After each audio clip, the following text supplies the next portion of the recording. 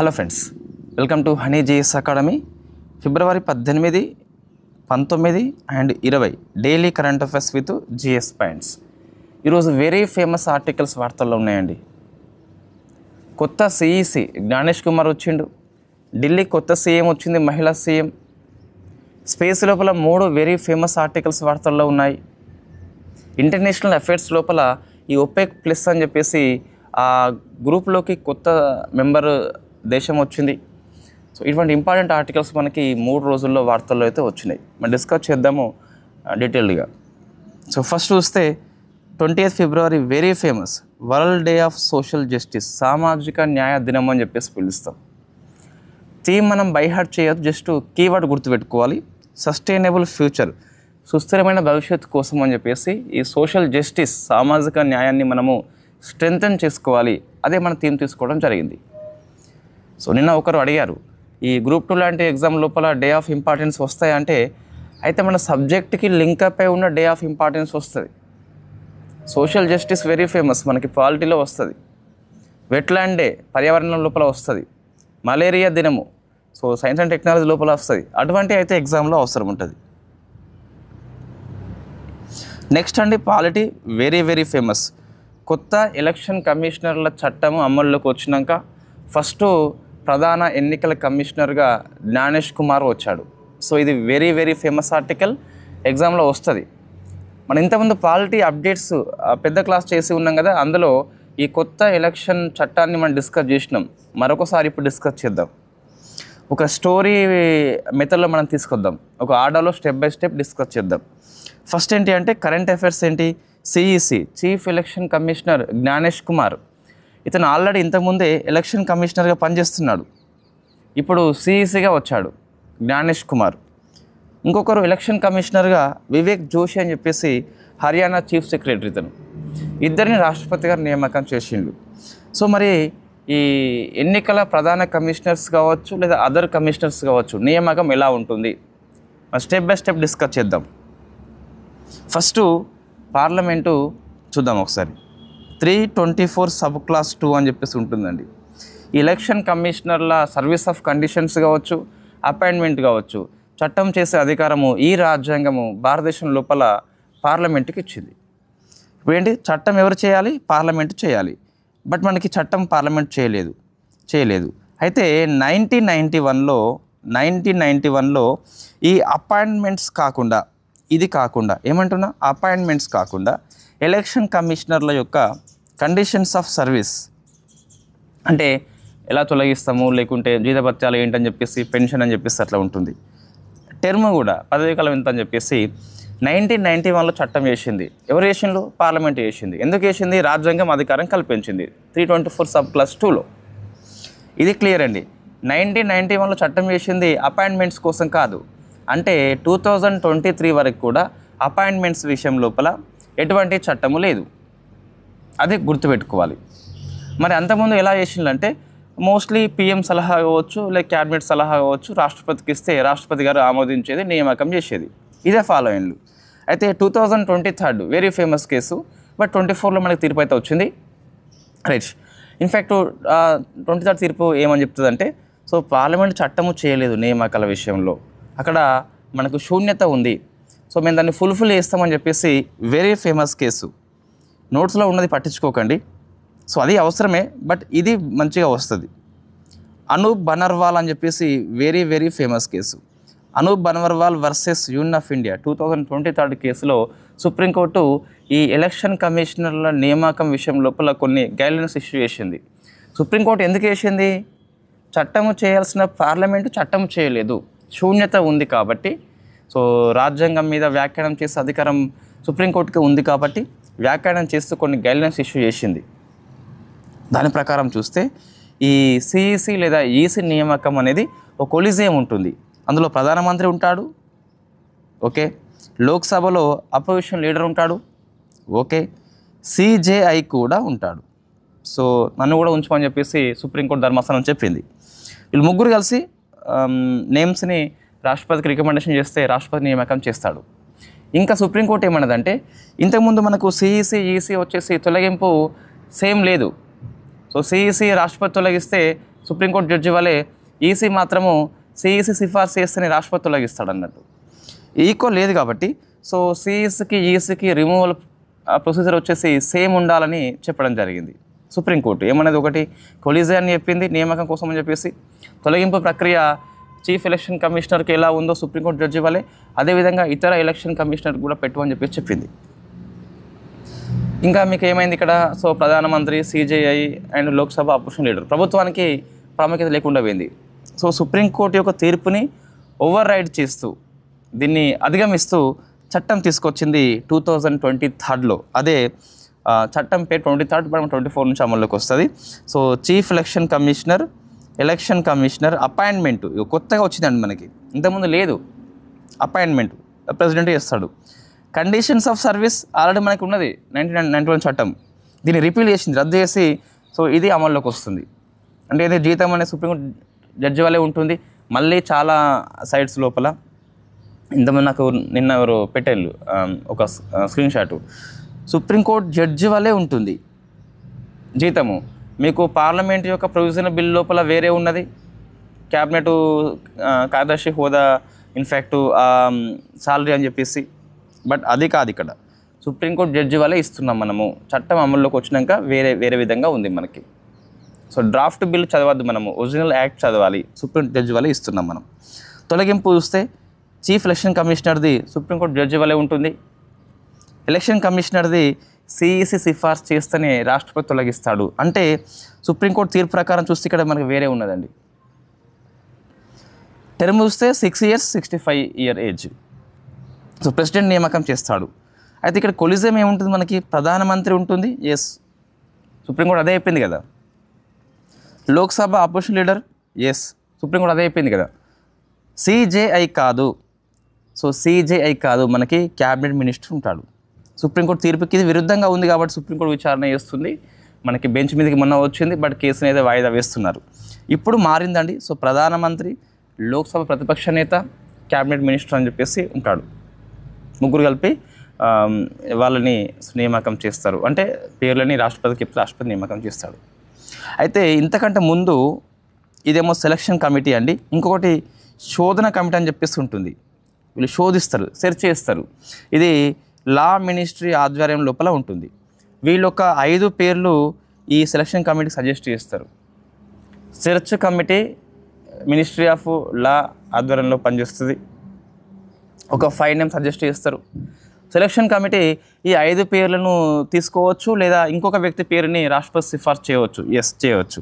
ఇంకొకటి ఈ ప్రధానమంత్రి, లోక్సభ ప్రతిపక్ష నేత మరియు క్యాబినెట్ మినిస్టర్ ముగ్గురు మీటింగ్లో కూర్చోవలసిన అవసరం లేదు. ఖాళీలు ఉన్నంత మాత్రాన వీళ్ళు సిఫార్సు చేసిన పేరు చెల్లకుండా పోదు, అంటే చెల్తా అని చెప్పేసి గుర్తుపెట్టుకోవాలి. నెక్స్ట్ అండి, ఈ చట్టం కొత్త ప్రకారం చూస్తే సిఈసి పదవి 6 ఏళ్ళు ఉంటుంది కదా, అట్లా కాదు ఇక్కడ. ఇప్పుడు జ్ఞానేష్ కుమార్ ఉన్నాడు కదా, ఇతను సో ఈసీ ప్లస్ సిఈసి పదవి కాలం కలిపి 6 years. సో 6 years అండి. ఎస్, క్లారిటీ ఉన్నది, చట్టం నేను చూసిన ఆల్రెడీ. సో ఈసీ సిఈసి 2 కలిపి 6 years. ఈసీగా 3 ఏళ్ళు పనిచేస్తే సిఈసిగా 6 ఏళ్ళు పనిచేయరాదు, 3 years పనిచేయవచ్చు. నెక్స్ట్, వీళ్ళు రీఅపాయింట్మెంట్కి ఎలిజిబుల్ అంటే ఇంతకుముందు ఎలిజిబులే ఉండేది, ఇప్పుడైతే ఎలిజిబుల్ లేదు. సో రీఅపాయింట్మెంట్కి ఎలిజిబుల్ లేదు. ఒక ఈసీ సిఈసిగా కావచ్చు, బట్ రెండవసారి మనకి ఈసీ కానీ సిఈసి కానీ కారాదు వీళ్ళు. అంటే ఒకే పదవికి 2 సార్లు అర్హత ఉండదు. There is no reappointment. చట్టం కొత్తది పేర్కొంటుంది, మీరు ఒక చూడండి కావాలంటే. సో ఇదంతా మీ నోట్స్లో ఇదంతా ఇదే ఉందండి.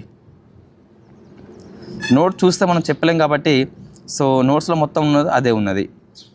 నెక్స్ట్ అండి, రేఖా గుప్తా. సో ఢిల్లీ సీఎంగా వచ్చింది. దేశంలో 18వ మహిళా సీఎం యాజ్ పర్ ఎక్స్ప్రెస్ ప్రకారం. నేను ఇంకా తనిఖీ చేయలేదు. సో మీకు మంత్లీ మ్యాగజైన్ లోపల ఏమన్నా మిస్టేక్స్ ఉంటే దానిలో అప్డేట్ చేస్తాం. సో 4వ మహిళ ఢిల్లీ సీఎం విషయం లోపల సుష్మా, షీలా అండ్ అతీష్ అని చెప్పేసి మొన్న వచ్చింది. నియోజకవర్గం ఏంటి ప్రశ్న వస్తే చెప్పలేం. షాలిమార్ బాగా అని చెప్పేసి పిలుస్తాం. సో మొత్తం ఢిల్లీ మంత్రివర్గం 7 ఉంటారు. వై బికాస్ 70 కాబట్టి అసెంబ్లీ స్థానాల సంఖ్య 10%కి మించొద్దు కాబట్టి ఢిల్లీ విషయం లోపల. సో మనకి 7 మంత్రులు వాళ్ళు ఈ వినయ్ కుమార్ సక్సేనా అని చెప్పేసి లెఫ్టినెంట్ జనరల్ గవర్నరు ప్రమాణ స్వీకారం చేయించడం జరిగింది. ఇది రేఖా గుప్తా. నెక్స్ట్ అండి ఎకానమీ అండి, వెరీ వెరీ ఫేమస్. సో ఇది మీకు ఎక్కడ ఉంది సిలబస్లో అంటే వ్యవసాయం పాఠం లోపల ఉంది. ఓకే, సో మీకు ఎకానమీ లోపల సెక్టార్స్, మనది సబ్ టాపిక్ ఏంటి అంటే సబ్ యూనిట్ సెక్టార్స్, అందులో వ్యవసాయము, పరిశ్రమలు, సేవారంగం ఉంటుంది. మనం ఎకనామీ కోర్సులో ఇప్పుడు ఇది స్టార్ట్ చేయబోతున్నాము ఈరోజు. సో ఇప్పుడు ఏంటి అంటే వ్యవసాయము, ఇందులో మళ్ళీ సబ్ టాపిక్ ఉంటుంది. అగ్రికల్చర్ లోపల ఇన్పుట్స్ ఉంటాయి, అంటే ల్యాండ్ కావచ్చు, సీడ్స్ కావచ్చు, సబ్సిడీ కావచ్చు, లేదా మనం కొన్ని నగదు స్కీమ్స్ ఇస్తాం కదా, పిఎం కిసాన్ లాంటి అవి కావచ్చు, ఎరువులు కావచ్చు, ఇవన్నీ ఇన్పుట్స్గా పిలుస్తాం. పంట పండింది. నెక్స్ట్ ఏమొస్తుంది మనకి అవుట్పుట్స్ అని చెప్పేసి పిలుస్తాం. ఇక్కడ ఎంఎస్పి ఉంటుంది. ఆ వ్యవసాయ రంగం లోపల అవుట్పుట్స్ లోపల ఎంఎస్పి రానప్పుడు, ఎంఎస్పి స్కీమ్ సరిగ్గా అమలు కానీ కొన్ని పంటలు ఉన్నాయి. మోస్ట్లీ మనకి ఎంఎస్పి స్కీమ్ ఎక్కువైతే వరి, గోధుమకి ఎక్కువ అప్లికేబుల్ చేస్తాం. మిగతా పంటలని ప్రభుత్వం నిర్లక్ష్యం చేస్తుంది. వెరీ న్యాచురల్, అది మనకు తెలుసు ఆల్రెడీ. శాంతకుమార్ కమిటీ అదే చెప్తుంది. సో అయితే అటువంటి ఎంఎస్పి ప్రైసెస్ రాని పంటలకి ఈ పిఎం ఆశా స్కీమ్ అని చెప్పేసి వచ్చింది. ఫుల్ ఫామ్ ఏంటి? ప్రధానమంత్రి అన్నదాత ఆయ సంరక్షణ అభియాన్. దీన్ని 2018 లోపల మన పిఎం స్టార్ట్ చేస్తాడు. 25-26 వరకు పొడిగించారు కాబట్టి మనకి వార్తల్లో ఉంది. సో ఇది ఎవరు అమలు చేస్తారు అంటే వ్యవసాయ శాఖ అమలు చేస్తుంది. సో స్టేట్ గవర్నమెంట్ ద్వారా, నాఫెడ్ ద్వారా, ఎన్సీసీఎఫ్ ద్వారా చేస్తుంది అన్నట్టు. అంటే ఎంఎస్పి ప్రైస్ రాని వాళ్ళకి, సో ఎంఎస్పి ప్రైస్ లేని పంటలకి, రాని పంటలకి ఇది అప్లికేబుల్ చేస్తాం. అయితే ఇందులో మొత్తం 4 భాగాలు ఉన్నాయండి స్కీమ్ లోపల. ఈ 4 భాగాలు మనం చూడాలి, ఎగ్జామ్లో వస్తాయండి ఇవి. రైట్, వ్యవసాయం అంటే ఎంతసేపు మీరు పంటల ఉత్పత్తులు అవే కాదు, సో అప్డేట్స్, డైనామిక్ సబ్జెక్ట్ వస్తుంది మీకు, పేపర్స్ కూడా అదేవిధంగా వస్తున్నాయి. చూద్దాం ఒకసారి. ఫస్ట్ ప్రైస్ సపోర్ట్ స్కీమ్ అని చెప్పేసి ఉంటుంది. ఇవన్నీ పిఎం ఆశా లోపల అంతర్భాగమే. సో ప్రైస్ సపోర్ట్ స్కీమ్ అని చెప్పేసి ఉంటుంది. ఇది పల్సెస్కి అంటే పప్పులకి, ఆయిల్ సీడ్స్కి, కోప్రా అంటే కోకోనట్కి మనం ఎంఎస్పి ప్రైస్ కొనుగోలు చేస్తుంది. నాఫెడ్ కావచ్చు, ఎన్సీసీఎఫ్ కావచ్చు. సో ఇది ఆల్రెడీ వీటికి ఎంఎస్పి ఉన్నది, బట్ ప్రభుత్వము ఫోకస్ చేస్తలేదు కాబట్టి అందులో లోపాలని సరిచేస్తూ ఈ ప్రైస్ సపోర్ట్ స్కీమ్ అని చెప్పేసి వచ్చింది. So pulses, oil seeds, khopra గుర్తుపెట్టుకోవాలి. సెకండ్ది ప్రైస్ స్టెబిలైజేషన్ ఫండ్, అంటే ధరల స్థిరీకరణ నిధి అని చెప్పేసి పిలుస్తాం. కొంచెం ఇక్కడ సరిగ్గా కనిపిస్తలేదు అనుకుంటా, ఒకసారి చూద్దాం. ఏంటి అంటే ఈ పల్సెస్కి ఆనియన్స్కి, సో పొటాటో కూడా ఉంటుందండి, మరి రాయలేదు. పొటాటో కూడా ఉంటుంది, ఏం ఇబ్బంది లేదు, మా ఎకనామిక్ నోట్స్లో వస్తుంది. సో పొటాటో కూడా ఉంటుంది, 3టికి ఉంటుంది ధరల స్థిరీకరణ నిధి. ఎలా పనిచేస్తుందని చెప్పి చూస్తే, ఇప్పుడు ఈ పల్సెస్కి, ఆనియన్స్కి, పొటాటోకి ఒకవేళ హై ఇన్ఫ్లేషన్ ఉన్నప్పుడు, హై ఇన్ఫ్లేషన్ అంటే ఎక్కువ ద్రవ్యోల్బణము, సంచెడు డబ్బులు కొంచెపోతే బుట్టెడు ఆనియన్స్ రావడము, దట్ ఈస్ కాల్డ్ ఇన్ఫ్లేషన్, ద్రవ్యోల్బణం అని చెప్పేసి పిలుస్తాం. ఇది ఉన్నప్పుడు, లేకుంటే మార్కెట్ లోపల ఇవి షార్టేజ్ ఉన్నప్పుడు, పల్సెస్ కావచ్చు, ఆనియన్స్ కావచ్చు, పొటాటోస్ కావచ్చు. సో షార్టేజ్ ఉన్నప్పుడు ఏంటి కండిషన్స్ ఇక్కడ? హై ఇన్ఫ్లేషన్ లేదా షార్టేజ్ ఉన్నప్పుడు, అంటే అది డిమాండ్కి అనుగుణంగా సప్లై లేనప్పుడు ధరలు ఏమవుతాయి? ఆటోమేటిక్గా పెరిగిపోతాయి. డిమాండ్ ఎక్కువ ఉంది, సప్లై తక్కువ ఉంది కాబట్టి ధరలు పెరిగిపోతాయి, జనరల్లీ ఎకనామీ పరిభాషలో పెరిగిపోతాయి. సో అటువంటి టైంలో ఏం చేస్తాం?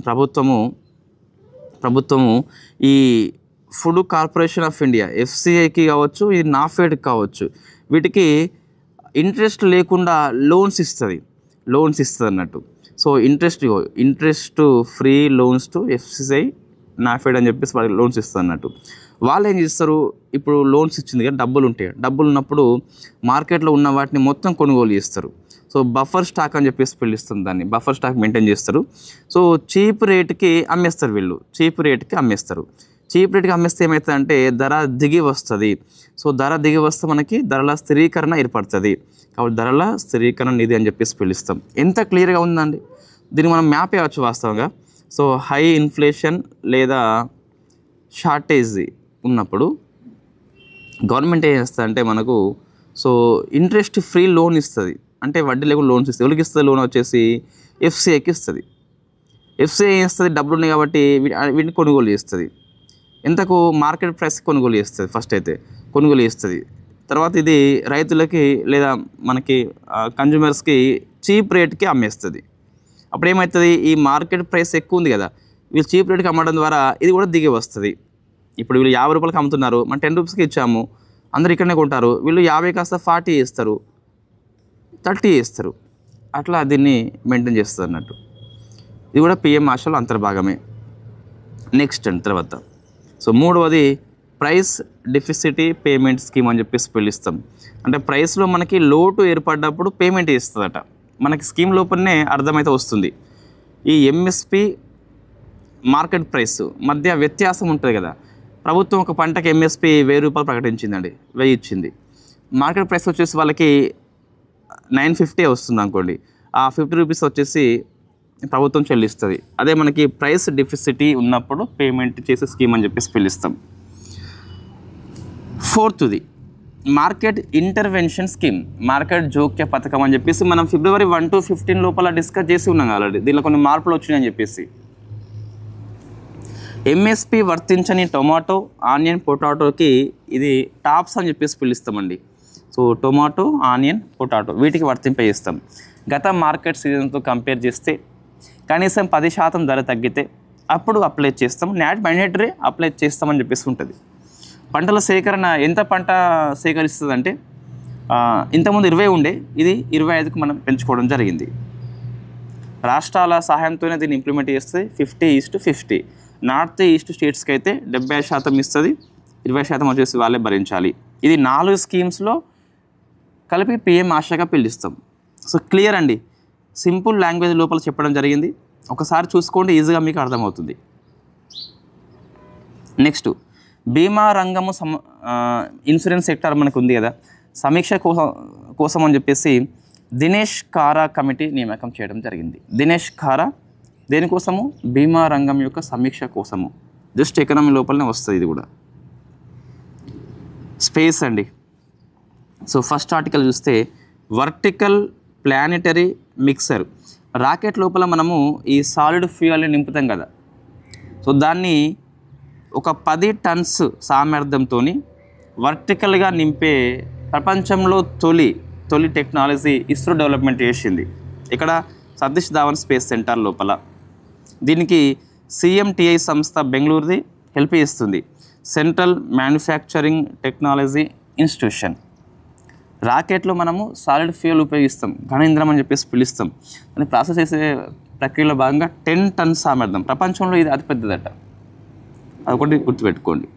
ఏం లేదు, రాకెట్ తీసుకొస్తాము, ఆ ఘన ఇంధనం నింపుతాం కదా, 10 టన్స్ సామర్థ్యాన్ని మనం అచీవ్మెంట్ అయినాం.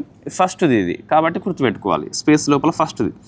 ఎంతసేపు స్పేస్ అంటే చంద్రయాన్ 3, ఆదిత్య L1 ఇవే కాదు, ఇవి కూడా ఎగ్జామ్లో వస్తాయి.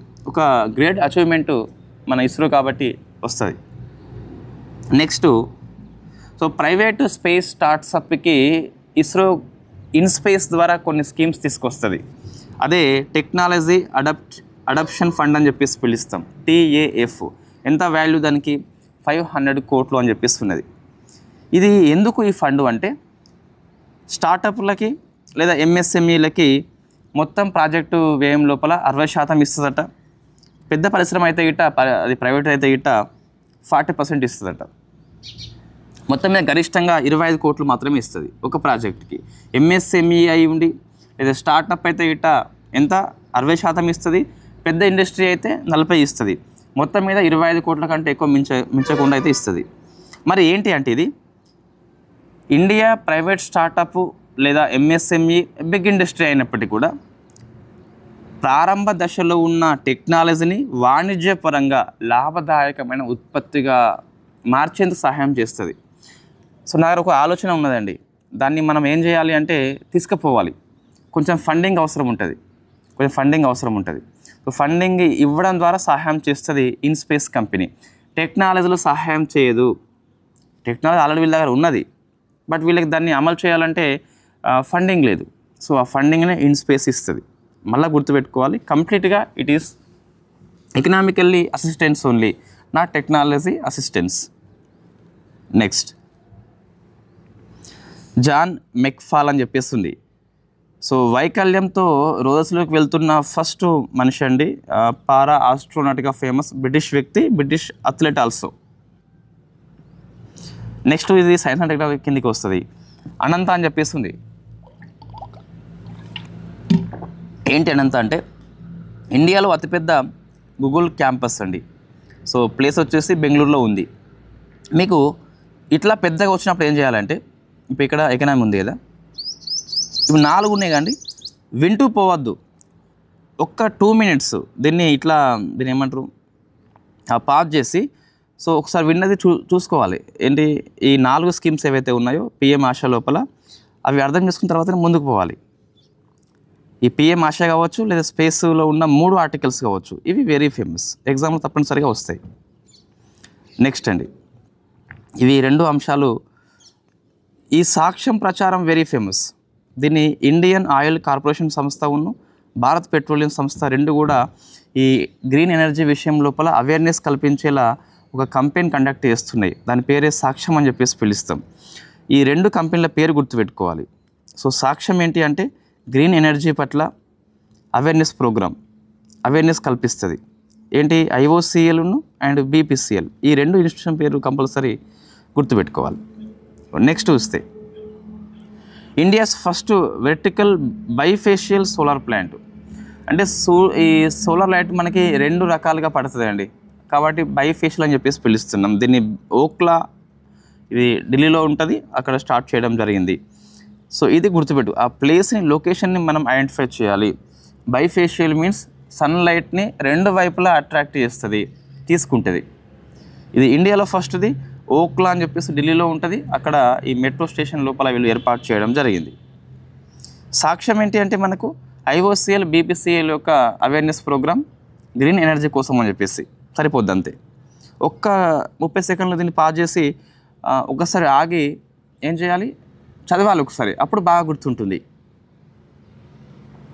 నెక్స్ట్ ఆరావళి సఫారీ పార్క్ అని చెప్పేసి ప్రపంచంలోని అతిపెద్ద సఫారీ పార్క్ను మనము ఏర్పాటు చేస్తున్నాము. రాష్ట్రం ఏంటి అంటే హర్యానా అండి. సో అరావళి మీకు రాజస్థాన్లో కూడా విస్తరించి ఉంటుంది, బట్ మనకి ఇక్కడ స్టార్ట్ చేసి మాత్రం ఇక్కడ హర్యానా అని చెప్పేసి గుర్తుపెట్టుకోవాలి. గురుగ్రామ్ నుంచి నూహు వరకు 18 గ్రామాల లోపల 3858 హెక్టార్ లోపల ఈ సఫారీ పార్క్ అయితే విస్తరిస్తున్నాం. ప్రపంచంలో అతిపెద్దదండి ఇది. అటవీ శాఖ దీన్ని కండక్ట్ చేస్తుంది. నెక్స్ట్ జాగ్రఫీ అండి. సో ఒక ఇన్లాండ్ వాటర్ వే దాన్ని మనం ఏర్పాటు చేసుకున్నాము. బ్రహ్మపుత్ర వాటర్, సో బ్రహ్మపుత్ర నది మీద ఎక్కడ ఉంది, అస్సాంలో ఉన్న జోగి గోఫా. సో ఈ ప్లేస్ని గుర్తుపెట్టుకోవాలి, జోగి గోఫా అని చెప్పేసి. సో ఒక ఇన్లాండ్ వాటర్ వేస్ మనం ఏర్పాటు చేసుకుంటున్నాము. ఉపయోగం ఏంటి అంటే ఈ ఈస్ట్ ఇండియా ప్రాంతం లోపల లాజిస్టిక్స్. సో లాజిస్టిక్స్ మీన్స్ మనకి వస్తు ఉత్పత్తి నుంచి వినియోగదారుడికి వేసే క్రమం లోపల జరిగే ప్రక్రియ మొత్తం దీని కిందకే వస్తుంది. దాన్ని మెరుగుపరుస్తుంది ఈ ప్రాజెక్టు. భారతదేశము, భూటాన్, బంగ్లా మధ్య త్రైపాక్షిక వాణిజ్యాన్ని పెంచుతుంది. సో కనెక్టివిటీ మనకు పెంచుతుంది. So very famous inland waterway ఇక్కడ మనకి అస్సాంలో ఉన్న జోగి గోఫాల్ దగ్గర నిర్మిస్తున్నాం మనం. నెక్స్ట్ అండి డిజాస్టర్ మేనేజ్మెంట్. 2 ఆర్టికల్స్ వార్తల్లో వచ్చినాయి. ఢిల్లీ భూకంపము 4 వచ్చింది రిక్టర్ స్కేల్ మీద. సో భూకంప కేంద్రము ఎక్కడ అంటే దౌలకువాన్ ప్రాంతం లోపల, కొంచెం ఇది గుర్తుపెట్టుకోవాలి, దౌలకువాన్ అని చెప్పేసి. ఈ మనకి మొత్తం భూకంప జోన్స్ 5 ఉంటాయి కదా, ఢిల్లీ వచ్చేసి హై రిస్క్ కేటగిరీలో ఉంటుంది, 4 అని చెప్పేసి గుర్తుపెట్టుకోవాలి, zone number 4. Next national disaster response fund అని చెప్పేసి.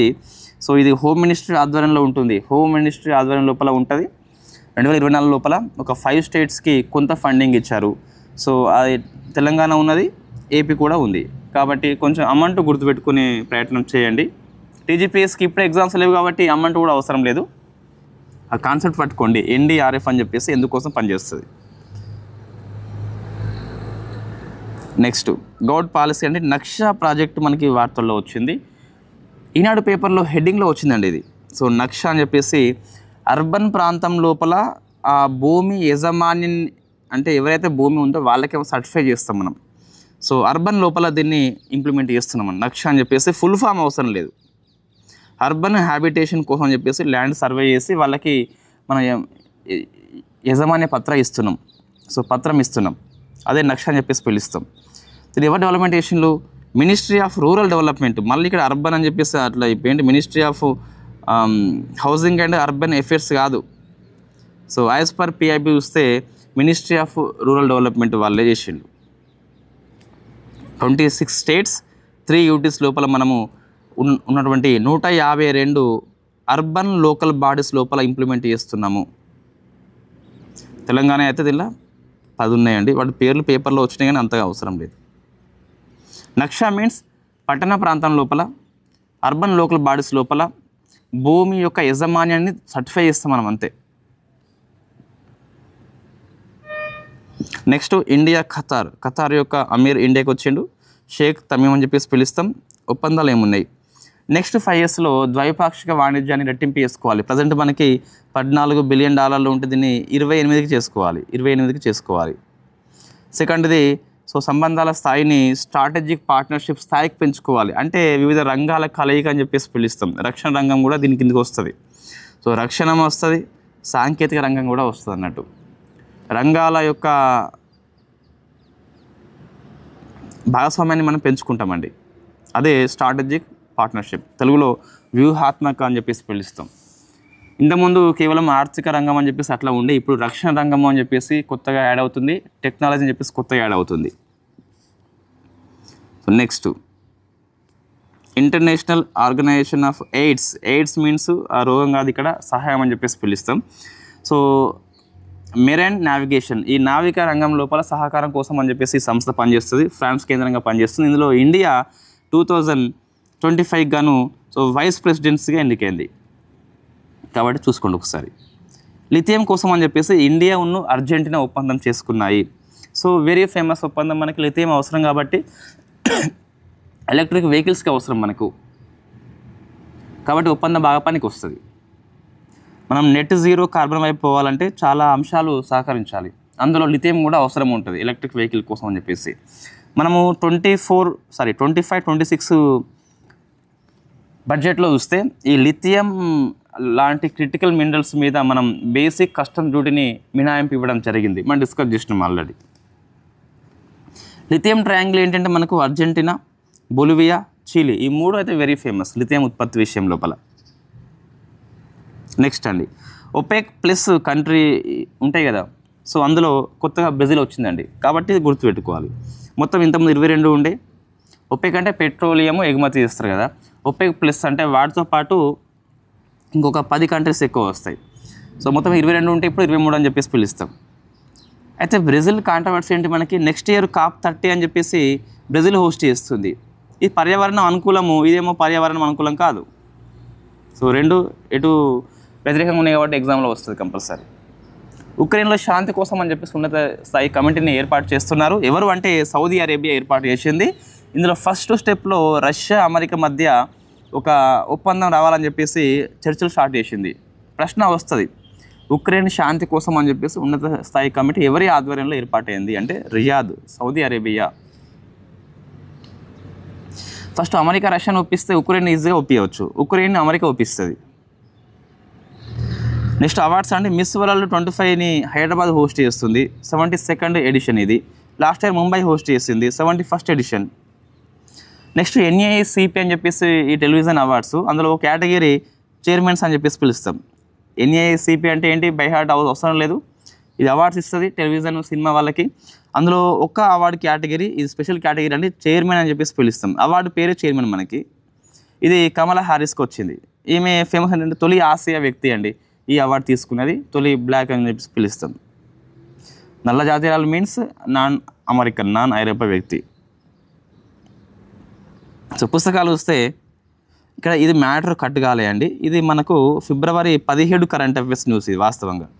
ఇదేమో 18, 19, 20 న్యూస్ అన్నట్టు. మ్యాటర్ కట్ కాదు, ఏదైనా కట్ అయిందని చెప్పేసి అనుకుంటే అది లాస్ట్ డే కరెంట్ అఫేర్స్ అయి ఉండవచ్చు.